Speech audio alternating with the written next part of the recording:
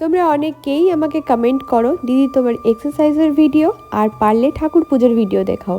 তোমরা আমার কাছে এমন দুটো জিনিস দেখতে চেয়েছো, যেই দুটো জিনিস আমি ভীষণ প্রাইভেসির মধ্যে করতে ভালোবাসি। মানে ঠাকুর পুজোটা কি বলো তো, বারবার করে উঠে ওই ক্যামেরা সেট করতে আমার একদম ভাল লাগে না।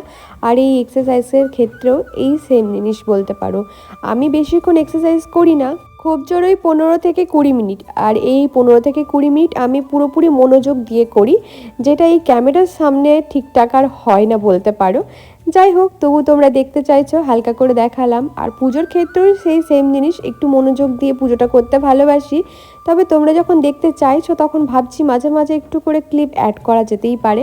অনেকে বলেছো দিদি তোমার গীতা পাঠ করবার ভিডিওগুলো দিও আগে যেরকম দিতে। হ্যাঁ, আগে আমি গীতা পাঠ করতাম, বাট এখন আমি করতে পারি না। তার কারণ হচ্ছে আমার মাঝে চোখে একটা সমস্যা হয়েছিল। সেই সমস্যাটার জন্য জানো তো, আমি খুব একটা ভালো চোখে যে স্পষ্ট দেখতে পাই এমনটা না।